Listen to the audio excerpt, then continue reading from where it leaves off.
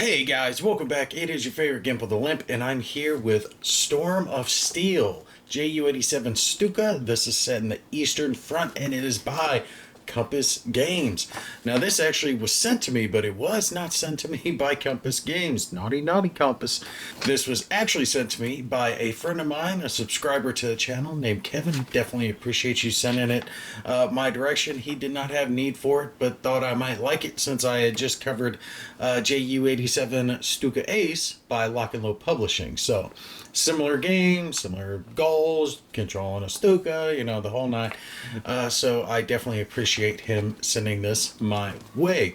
What I'm going to do is we're going to pop down to the table. I'm going to show a little overview of how the game plays, and then we're going to come back here for some final thoughts on it. Alright, so here we are down at the table. We've got our Storm of Steel JU87 Stuka Eastern Front ready to go, and I want to make sure and mention this here again, just in case I didn't mention it in the intro, since I filmed my intro and the table part separately. But thanks again to Kevin for sending this my way. This was sent to me, but it was sent by a friend and not by Compass Games. Bad Compass Games. No, naughty, naughty. But yes, a friend of mine did send it to me, and I definitely appreciate that, especially since I just covered JU87 Stuka Ace by Lock and Load Publishing. This is a much different game, but similar in the vein that you're controlling some Stukas. But whereas the other one, mainly you were controlling one, here you're controlling a flight. What the hell they call it? A stuffle. Stuffle. You've got a Kep, K-E-P-P-P-E, which is 3 Stukas, or you've got a stuffle, which technically went up to like 12, but the max that you can have here is 10. Right now I've got 5 set up for the scenario that I'm starting with, which is the beginning scenario. You start off with something like 10 veteran pilots and gunners, and then a handful of green ones that can step in if you start taking casualties or wounds or things of that nature. I mentioned it previously, but these games are very similar in the way that they operate.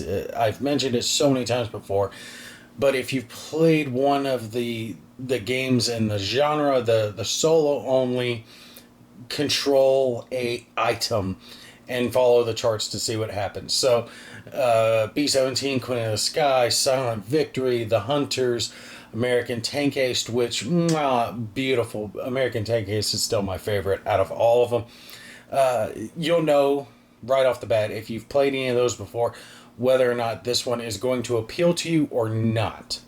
Now, something that you'll notice when we're looking at our components here is we have a mounted map.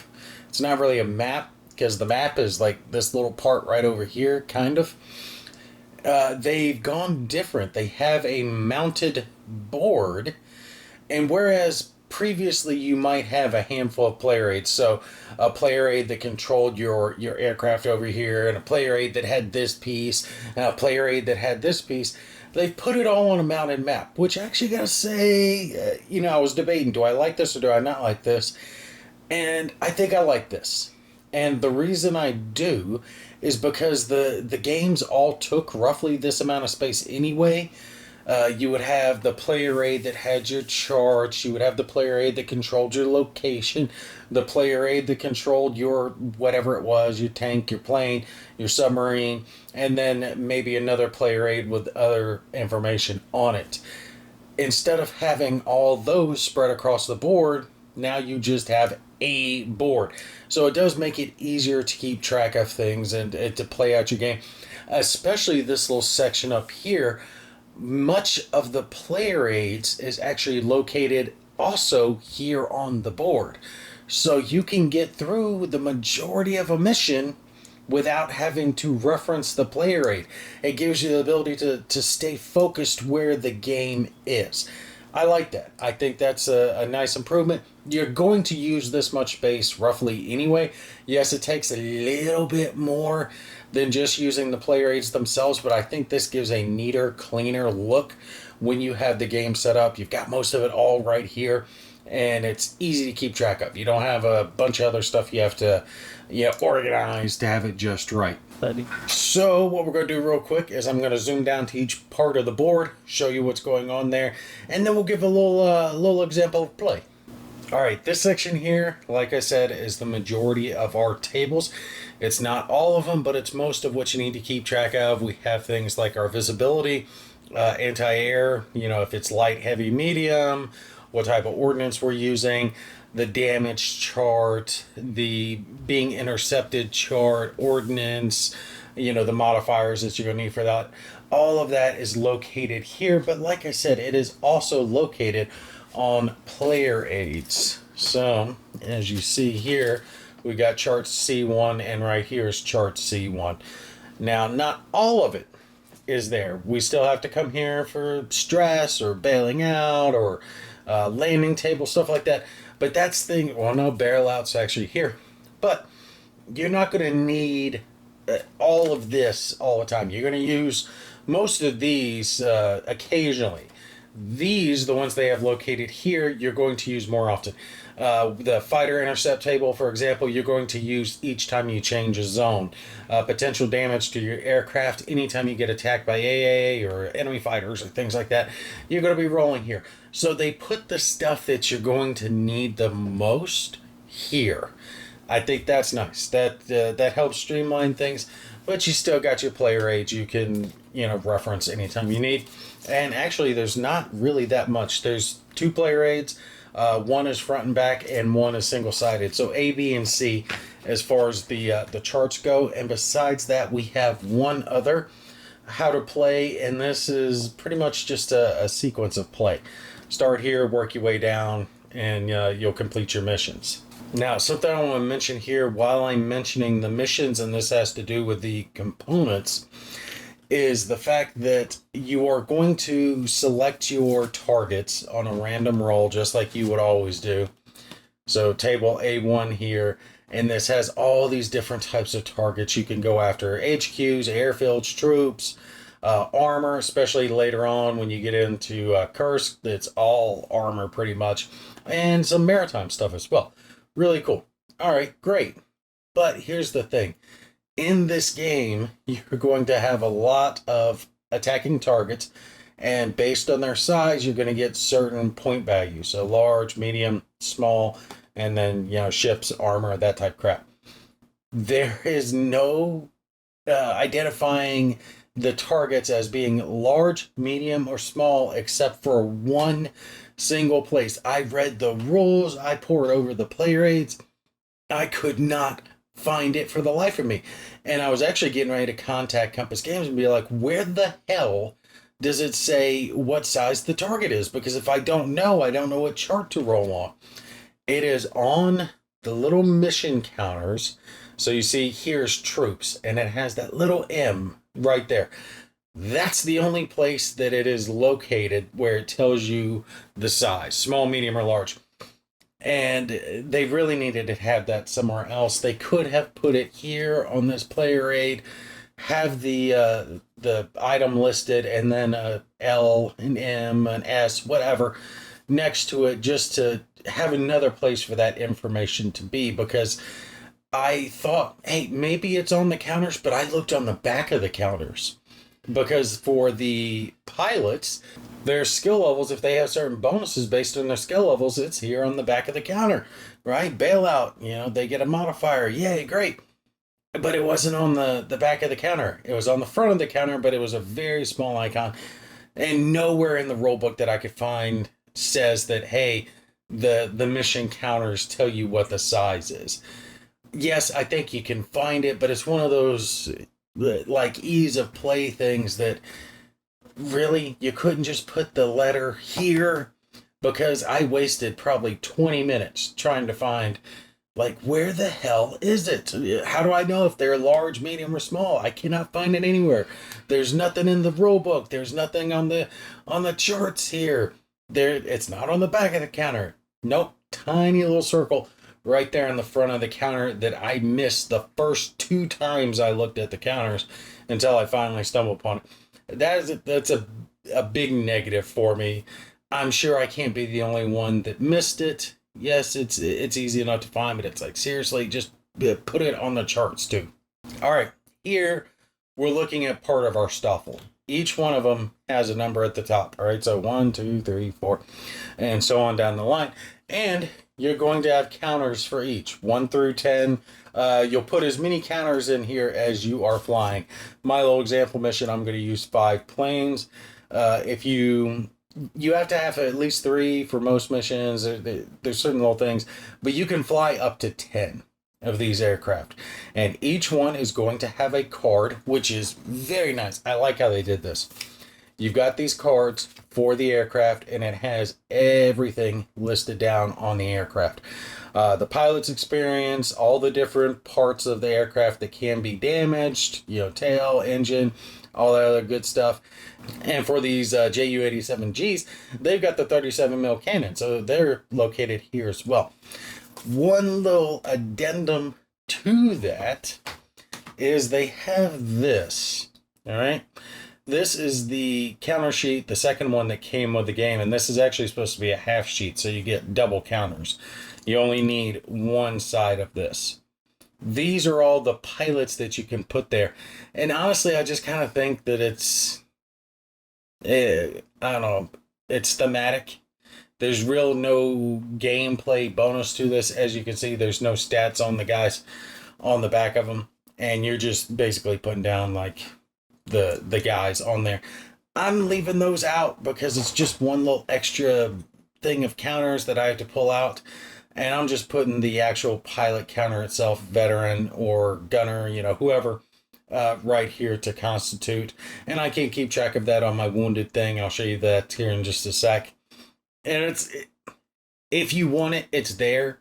But I just think it's extra counters you don't really need to use. You've got enough of these different skill level counters to pretty much account for it. And you can pull out those if you really need them. But I think for ease of play, just use the counters. Veteran, green, elite, hero, whatever it is, in place of those counters. That's really just a personal preference. Okay. Now, when it comes to our planes ourselves, something else they did that I like is they have our modifiers and our scores listed down for each aircraft because it is going to be tracked differently for each one of our aircraft. They can have special ordnance. These first two, I've given 1,000-pound bombs. You can carry up to a couple of those, or one 1,800, but you can't carry the 1,800 until later into the game. Other than that, there is a section that's actually right here, and you have a munitions counter that you will place for either one 500-pound bomb and some 50-pound bombs, or 500 and some cluster bombs, or if they're using the 37mm cannon, which again can only be used by the G, not the D's, JU87s. So when you use this to mark down what type of munitions you're using for your mission, that's going to constitute for all your aircraft unless you give them special munitions like the 1,000-pound bomb. And if you're using a 1,000-pound bomb, you can't have 50s or anything else. It's just that. But like I said, I like how they have this listed down here. Negative numbers are generally going to be good when it comes to our attacking, but we do have counters here that we can use for our die roll modifiers. So for each aircraft, we can figure out what their total modifier is and mark it down. And then when they attack, we can mark down whatever their score is.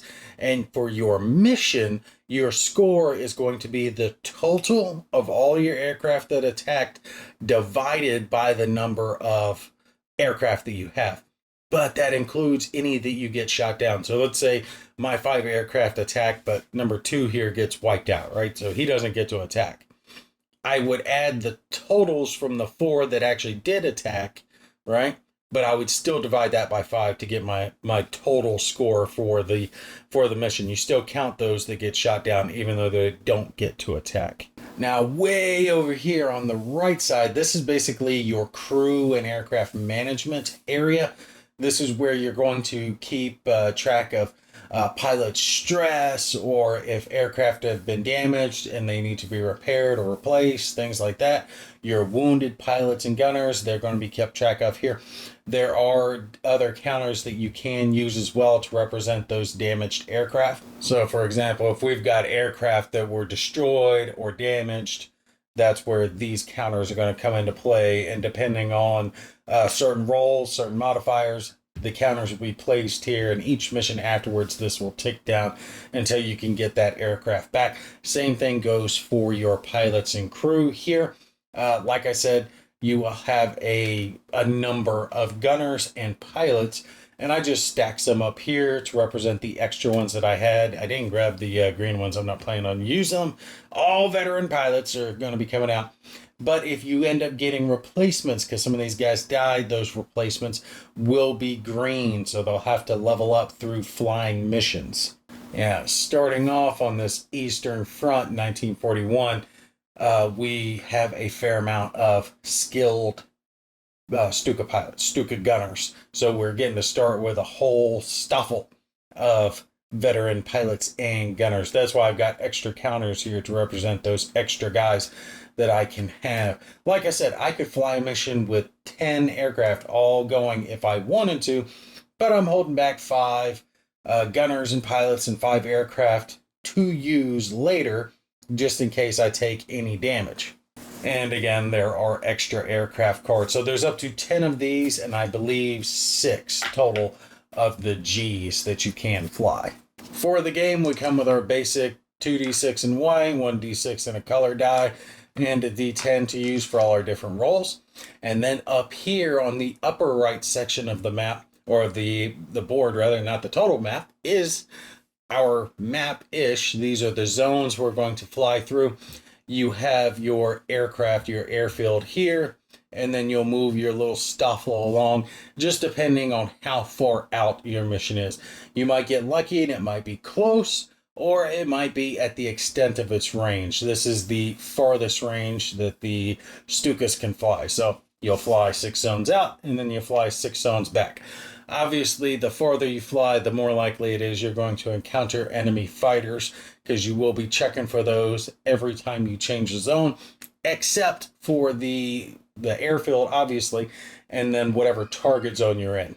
Over here, we have our event cards, because every game is going to have event cards. We've got a spot to keep them and then a spot for our discards. And then here we have our flying circle. So this is where you're going to keep track of enemy fighters that are coming in. So if you have fighters that come in, they might come in from the left, the right, the front, above, below, whatever. Depending on if they come in from something like the back, you might have a gunner that gets you a die roll modifier to weaken their attack, so you don't take as much damage. So gunner can give you die roll modifier here. You get a die roll modifier for like your machine guns in the front. Some of your hero pilots can even try to deliberately dogfight. You don't want to do that with your green guys, but if you've got elite pilots, hero pilots, they can try to dogfight, and you can actually get extra points for taking out enemy fighters. And just an FYI, something else that I like is the fact that since you do have a little bit of dead space here, you've got a place that you can keep your dice or extra counters, things like damage or crew stress, that you're going to need when you're flying your mission. So you can just set those in these little dead areas, since we've got a nice big open mounted map to use. All right, so how do we play the I keep wanting to call this Stuka Ace. This is not Stuka Ace, it's Storms of Steel. It's much, much, much different. I mean, it's not. Stuka Ace, you want to play that if you want something that's more card driven and you want to control mainly your aircraft. This one, Storms of Steel, you want to play this one if you want something where you're controlling your wing, right? A group of Stukas, and you have to maintain your pilots and your gunners and multiple different aircraft over a period. You can play a one-off, but really this game is going to stand out when you're playing the campaign. And obviously, just so I don't forget to show you, of course, there is going to be a mission log, just like you're going to have in all the different types of games that are like this. And there are a multitude of them. Strangely enough, just one-sided. I would expect them to do double-sided, but it's not like this file isn't on BGG or Compass's Games website, and you can download it and print out more if you want to. So how do we play it? How do we play the game? Well, thank you for asking. We're going to choose what campaign we're going to do. Barbarossa, Case Blue, or Citadel. We'll start with Barbarossa for our little example, which means the earliest part of the war. We're going to select our formation, a Stoffel or a Ket. Ket, not Kep. Ah, I messed that one up. Stoffel being anything more than 3, so we're flying 5, we're good.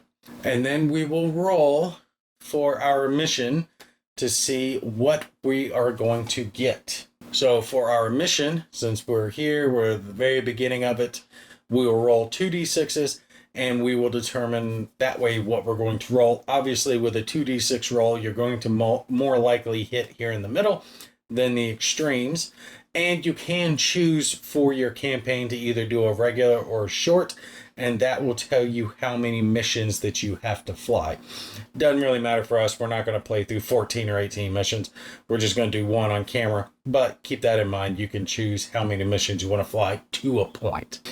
Now, besides the 2d6, you have to include the colored dice. Well, why do we include the colored dice? That tells us what zone we're going to be in. Okay? So you see zones 1, 2, 3, 4, all the way through 6. That correlates to this thing up here that I was telling you about. So the 2 white dice will tell you what, and the black dice will tell you where. All right, so let's roll and see what we're going to get. And we got ourselves a 7 for the mission and a 2 for the zone. The mission will be Airfield. Give me one little sec as I grab the counter here. Let you guys see Airfield. Airfield is a large target. So we know we are going to be at the large target, zone 2. Pan it over a little bit here. And we will put that right there. That signifies where we're going. So we're just going to move forward a couple of spaces and go after this target. Now, we've already got our event card shuffled up. We have placed the number counters corresponding to our aircraft in a cup. So that's this. Let me flip those face down right there so we don't know what's what. But if we have to draw to determine if one of our Stukas is being attacked by a fighter or who got hit by AA, this is how we determine that. All right, so we're ready to start. We're ready to get going here. I don't know if you're supposed to use the Stoffel counter or the STG1 counter to represent what's moving along this board and which one's over there. It really doesn't matter. I mean, they both work. So what we're going to do is we're going to move forward along this zone until we get to our target zone. Every zone that we enter that does not have our target in it, we are going to draw an event card, and we're going to see if we have been intercepted by enemy aircraft. All right, so let's go ahead and move our aircraft forward one space. We're in zone 1. We will draw our event card, and our event card gives us clear weather. Mark good visibility on the air ops map. Do not roll for visibility superseded by other weather event cards. All right, let's pan over and show you. All this means is we're going to take our little counter here, visibility, and we're going to mark it as good. Normally we would roll for this when we've reached our target, but we don't have to worry about it now. We know this is going to be good. Depending, it can be medium or it can be bad, low visibility, and if it is, that can imply modifiers that will hurt your chance of bombing your target. Oh, I forgot to mention, for this bombing run, I am going with the SC500 and the SC50, so just regular bombs, and I am still taking 2 aircraft with 1,000-pound bombs because I am allowed to do that. Cluster bombs you would use for different targets. I think artillery and troops, you get bonuses for using cluster bombs. Since we're targeting an airfield, we're not going to get bonuses for those clusters, so we'll use the other ones. All right, now here's the thing. We're in zone 1. Normally we would roll for interception, and we'd be looking at this intercept table here, and this will tell us whether we run into MiGs or an I-16 or something like that. But in this time period, for the first zone, of course, our airfield has full cover, but zone 1 also has full cover, which means we would not have to roll for any interception. Okay, so let's pretend for a second that we're just a little farther away and do a roll for interception and see what we get. All right, so this time we got ourselves a 2 and a 4. That would give us a 6, so we got an I-16. All right, but in that case, we also have to roll down here, and this is for our Luftwaffe escort. There's a good chance that we would have some friendly fighters up there to cover us, and that's what these numbers represent. So, let's roll for that one. And we get ourselves a 3. A 3 would be, either way, it doesn't matter. 1, 2, 4, we got ourselves a -2, which means our Luftwaffe took out 2 enemy fighters. So in this case, we would not have to worry about that. If you have any enemy fighters left, right, that do survive, that are not taken out, then you're going to roll down here on this table, and it's going to tell you where they're coming in from and what their attack does. And this is where the die roll modifiers can apply over here for your gunner. All right, so we'll continue moving on, and we hit our target zone. We're over the airfield. Once you reach your target zone, we don't have to worry about any more of our event cards, and we don't have to draw for or roll for enemy fighters. We're just focused on our mission here.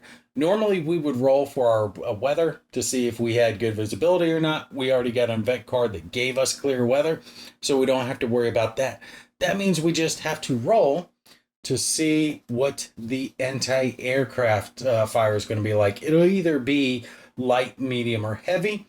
Light affects 1 aircraft, medium affects 2, heavy affects 3. So basically, you would roll for potential hits against your aircraft. Let me show you C3 here. C3.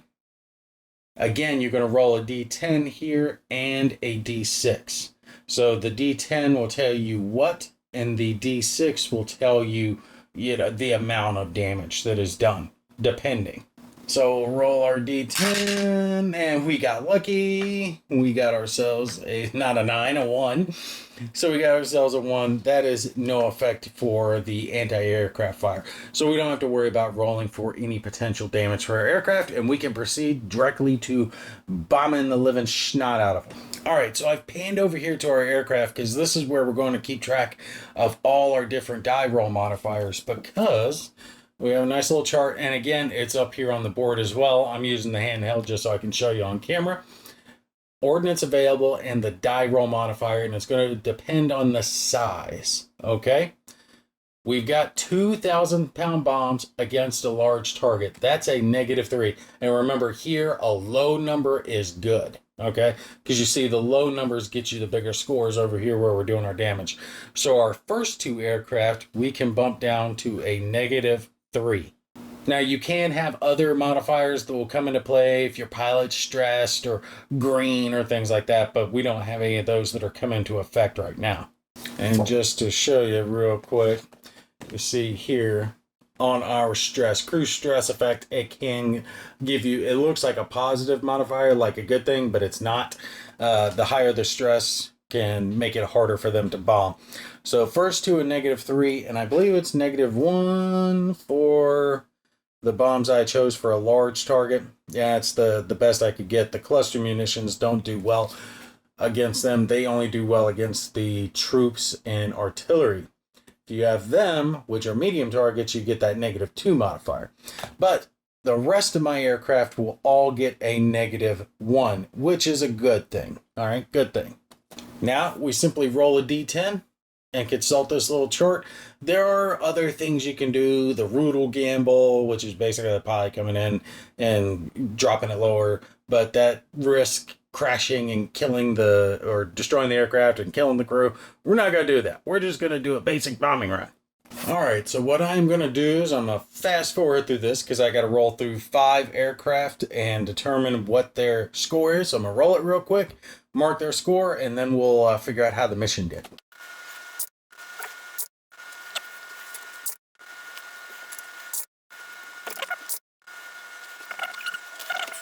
Alright, we actually did relatively good, all things considered, for our bombing run.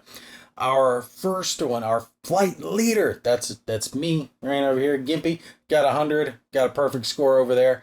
We got a 80 for the second aircraft, a 50, which was, I think, my lowest score for the third aircraft. Got another 100 over here for the fourth aircraft, and we got a 60 for the last aircraft. So now that we have finished our mission, we bombed the hell out of that airfield, we have to return, and we're going to do the exact same thing that we did going out. So we'll roll for any potential fighters, and we'll check our event cards. We'll make this quick. Just, do we have any event card? Good intel. Remove 1 stress. There's actually a good amount of good cards over here. And since we're in zone 1, we know that's full cover, so we don't have to worry about that. And they make it back to our landing field. Only a roll of a 10 would actually cause me to crash. So I'm going to skip that part for now. See right here on our landing taper, I've got no wounded pilots, damaged engine, no stress or anything. So more than likely they're all good. So we'll say that our aircraft have landed. Our aircraft have come back. They've landed.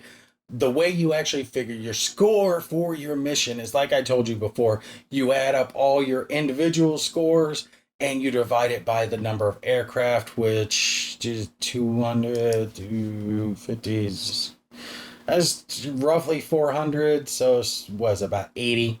So for this mission, we got roughly 8. I'm doing rough math on this. I might be off by a touch.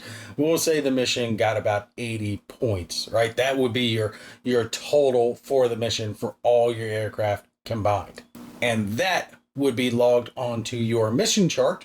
And then you would go over and you would maintain any of your crew that had wounds or any aircraft that had been damaged. We got lucky. Well, our first mission was relatively short, so we didn't have to worry about traveling too far. We had full air cover pretty much the whole way.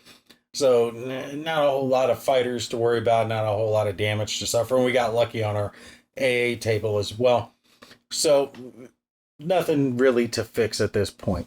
Follow-on missions, I mean, even doing a short run, we're looking at 14 missions. You're going to start incurring pilot stress and damage to your aircraft. Even if they're not destroyed, they take some hits to the wings, they take some hits to the tail, whatever it is, they have to be repaired. So that's when you're going to start using some of those replacement aircraft and crew to come in. Not to mention, remember, you're controlling all of these guys. If you start losing some pilots and some gunners, you might want to bring those green guys on more missions, because every few missions they get a promotion and they will bump up to the next level of veterancy. But that's it. That's the basic gist of how we run a mission in Storms of Steel. You guys saw the majority of it. Let's go ahead and pan back to the other camera and we'll do some final thoughts on the game. All right, so now you guys have seen JU87 Storm of Steel, or actually Storm of Steel JU87 Stuka. And I gotta say, this, I like the game. All right, I like the game. I'll start there. This is one of those narrative games, the roll and write games. I love those series. I've always enjoyed them. At this point, if you've played one of those before, you kind of know what you're getting into. I say this every time when it comes to games of this ilk, because they all operate very similarly, right? Especially the ones by Compass Games, because they designed theirs very similar. And it really comes down to what you're controlling and how you're controlling and how much choice do you have. Like, how much does the narrative really grip you? And it can't grip you if you've really got no choice in the matter. So that's the key component when it comes to these games, is how much choice do you have. Before we get into that, I want to take and at least cover the components, make sure I hit the final thoughts on. Components are standard quality for the game of this price, right? What you would expect. Not pre-rounded counters. So you're going to have to clip them if you want to. I didn't take the time to clip them. I just didn't feel the need to on this one. They punched rather cleanly, but these are the ones that they look really, really, really good when you clip them. They just stand out, and they have that just nice look to them, especially if you use the Oregon laminate rounder. Those people, I swear to God, they need to invest in war games, because I swear they sell more of those clippers to war gamers than they've ever sold to any construction workers. Anyway, point being, mounted display board, should I say. It's not really a map, but it's your command station. That was a nice surprise. I didn't expect that, and I didn't expect it to be the size that it is either. But I actually found that I kind of liked it. Everything was there. It was all nice and spread out. I mentioned this during the playtime with the game. But I like the fact that the most needed charts were right there in the upper left. That you had your station of your aircraft down there at the bottom, the closest to you, right? So you kind of felt like you were controlling your aircraft. Over to the right was your like aid station and recoup station, and the upper right was the maps where you were controlling it. The only thing I would have liked to have seen different on this is some way to show the zones, the mission zone tracks, in a more thematic sense. I fail to think of it. I'm not a game designer. A better way to show it. I get it, that's their distance, 6 zones out, 6 zones back, blah, blah, blah. You'll find a target on there. But maybe if it had been a map of the area or something that looked more like you're moving your counter across like a territory, a map, something, versus just that little half circle, quarter circle actually, and moving the counter across. I think the flying circle was fine just to demonstrate where the fighters were coming in on you. But the mission zone track, it was just rather plain. If it had something different, some type of map, something that made it stand out, that would have given the game just that little bit more touch of thematic nature, the narrative gameplay. Lastly, there was not too many player aids, right? It gets cumbersome if games like this have player aid after player aid after player aid that you have to thumb through as you're trying to figure out what chart you're rolling on. And like I said, here, most of the ones that you're going to need regularly are right there on the map, so you don't even have to worry about the player aids. It saves a lot of time, and it's definitely appreciated. So now we get into the choice that I was talking about earlier, because that is always what is going to set a game of this type, this genre, apart from others on whether or not it's good or not. American Tank Ace is my benchmark, right, for when it comes to choice, because there's just so much of it, so much control that you add over the battle while still allowing for randomness to happen, right? The different weapon loadouts that you could bring, the different facings of the tank, moving forward, moving back, like you actually felt like you could participate in the battle, choosing your targets, all that type of stuff, right? Definitely go check out the videos if you haven't. Does this one get to that level? No. It's not two American Tank Aces level, but that doesn't mean it's bad. That doesn't mean that it doesn't have a certain flair to it. When it comes to the choice on this one, I'm going to say it's good, but not great. There could be more of it, but there's enough to give you a sense of control of the game. There's 3 different campaigns that you can choose from. I think the game will play best if you start from the beginning, control them all the way through. Especially, you kind of pick up a little flair when you hit the later portions and you get the JU87Gs, the ones with the 37mm guns. I was really looking forward to trying those out. But that dashboard down there at the bottom, where you have all your different aircraft and you have your little spots where you can put your pilots, plus that they had counters with the individual pilots' names, so you could actually keep track of that, like how long each individual pilot lasted, were they shot down, were they wounded. Things like that really give games like this that little bit of flair. I didn't use it because I didn't want to deal with all punching out the extra little counters, but I do think it's a good thing to have in the game. Gives you that just extra feel that you're involved with it, right? That you're getting the choice. You get to choose what type of munitions you're going to have. So the mission's going to be random, which the mission has to be random, right? So you roll, determine, am I going after an airport? Am I going after troops? Am I going bridge, tanks, whatever?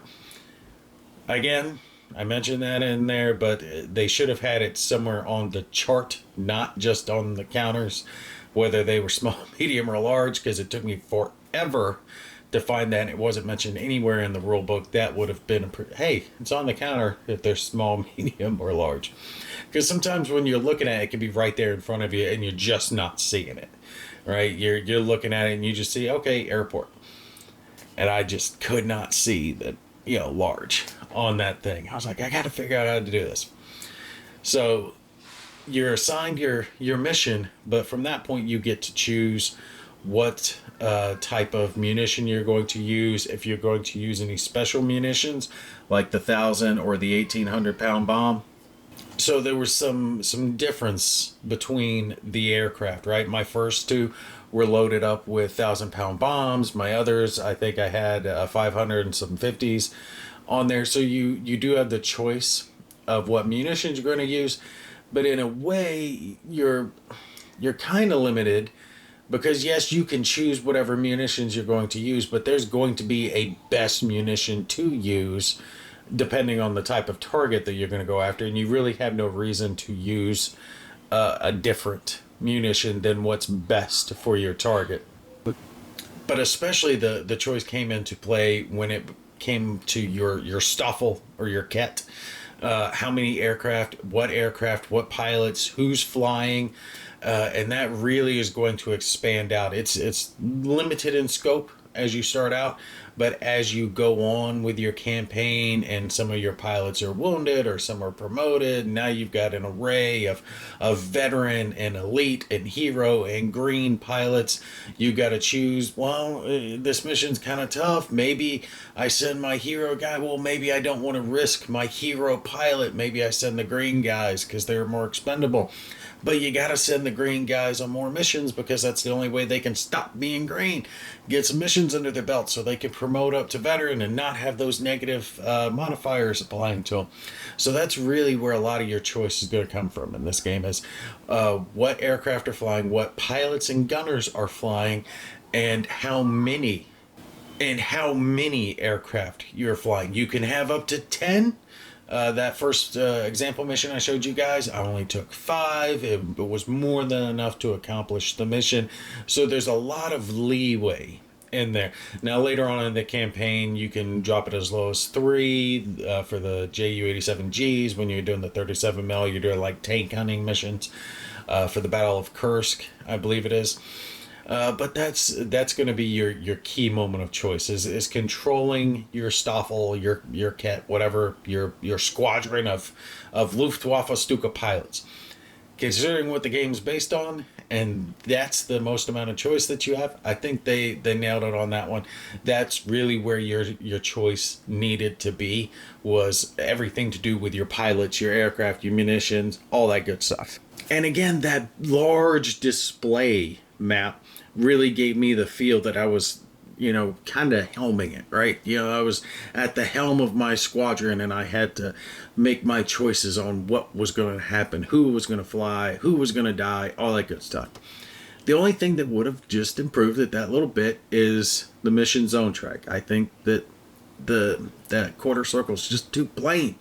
I don't know what I would replace it with, but I would have replaced it with something, right? So, a map of the area, something. I mean, I understand you got to move at least 6, and then you got to move back, and you got to figure out how to display that in a relatively smaller amount of space.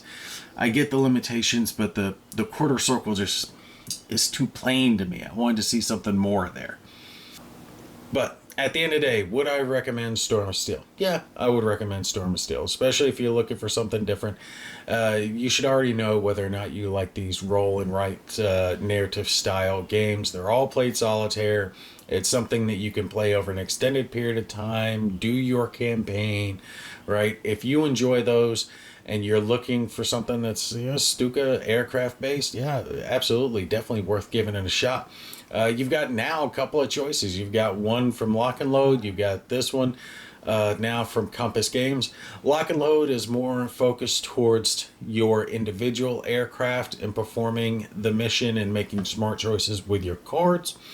Here, this one is more focused on you controlling your group of aircraft and your group of pilots and gunners, and making smart choices with like your squadron. All right, so it's a difference between the two and how they play.